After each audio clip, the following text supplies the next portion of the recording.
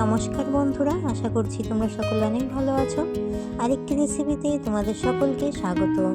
আজকে আমি বানিয়ে দেখাবো মশলাদার এক অমলেট কারি, তাও শীতকালের ফুলকপি দিয়ে।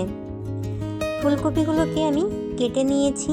এইদিকে কড়াইতে দিয়ে দিচ্ছি জলে দিয়ে দিলাম সামান্য লবণ আর হলুদ। এই দেখো, ফুলকপিগুলোকে আমি ঠিক এইরকম সাইজ করে কেটে নিয়েছি। এবারে ফুলকপিগুলোকে হালকা সেদ্ধ করে নেব। ফুলকপিগুলো দিয়ে 3 মিনিট মতো আমি ঢাকা দিয়ে রেখে দেব, গ্যাসের আঁচটা একদম লো ফ্লেমে করে দিয়ে। শীতকালে অনেক রকম সবজি পাওয়া যায়, আর সবজির মধ্যে এই ফুলকপি যে কোনো সবজিতে দিলেই অনেক ভালো লাগে খেতে। আজকে আমি ডিম দিয়ে এই রেসিপিটি বানাবো। এখানে 5টা ডিম নিয়েছি। এখানে সব গোটা মশলাগুলোকে রেডি করে নিয়েছি। গোটা মশলা, পেঁয়াজ, রসুন, আদা, কাঁচা লঙ্কা, টমেটো কুচি।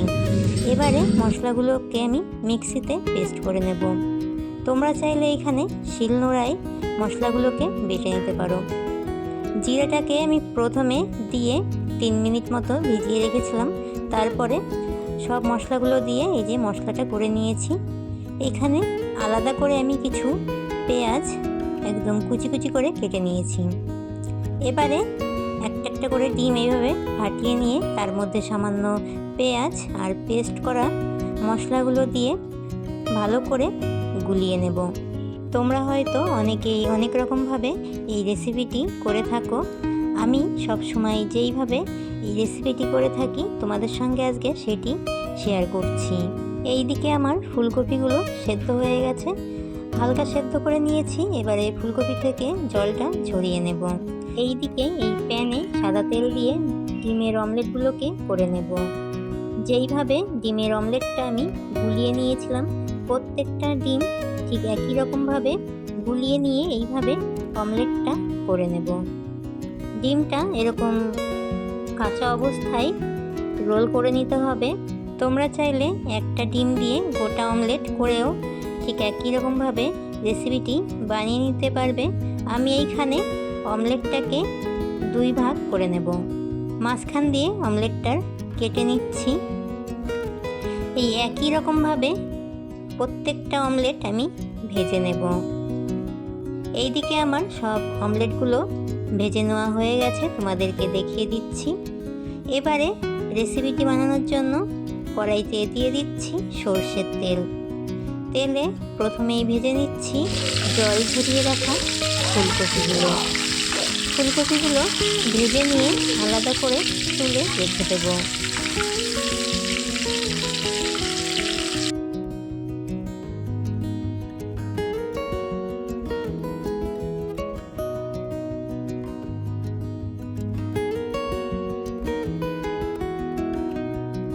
এবারে ফুলকপি ভেজে নেওয়া তেলেই ফোড়নে দিয়ে দিলাম গোটা জিরে, আর দিয়ে দিচ্ছি কুচি করে রাখা পেঁয়াজগুলোকে হালকা নাড়াচাড়া করে ভেজে নেব।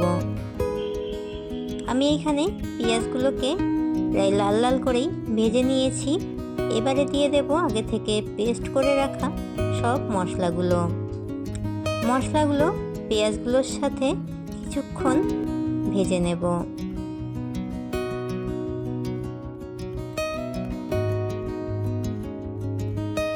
মশলাগুলোকে আমি 2 মিনিট মতো ভেজে নিয়েছি। এবারে দিয়ে দিচ্ছি স্বাদ মতো লবণ, হলুদের গুঁড়ো, কেটে রাখা টমেটো কুচি।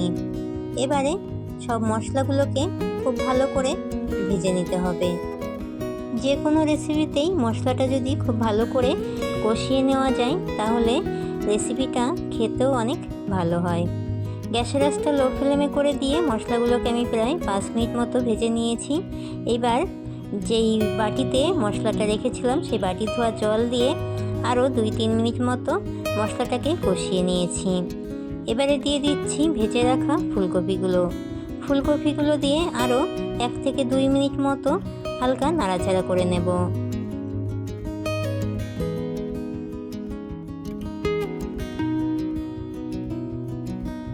মশলাগুলো খুব ভালো করে কষিয়ে নিয়েছি। এবারে দিয়ে দিচ্ছি পরিমাণ মতো জল। আমি কিন্তু এইখানে এই পুরো রেসিপিটা কাঁচা লঙ্কা দিয়েই করেছি। কোনো রকম এক্সট্রা মশলা ব্যবহার করিনি। তরকারিটা একটু জাল করে নিয়ে দিয়ে দেব আগে থেকে ভেজে রাখা ডিমের অমলেটগুলো দিয়ে হাই ফ্লেমে 2 মিনিট মতো তরকারিটাকে জাল করে নেব। সবশেষে ধনেপাতা কুচি কিংবা গরম মশলা দিয়ে হালকা নাড়াচাড়া করে নামিয়ে নিলেই ফুলকপি দিয়ে মশলাদার ডিমের এই কারিটি হয়ে যায়।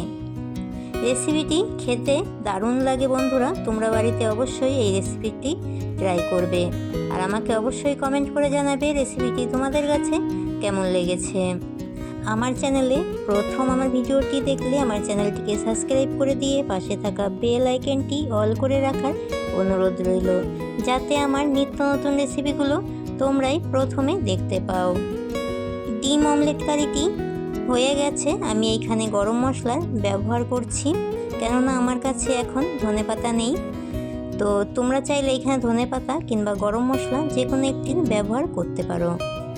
ডিম অমলেট কারি রেসিপিটি হয়ে গেছে। আজকের মতো এতটাই। আবারও দেখা হবে নতুন আরেকটি রেসিপির সাথে আগামীকাল। তোমরা সকলে অনেক অনেক ভালো থাকবে।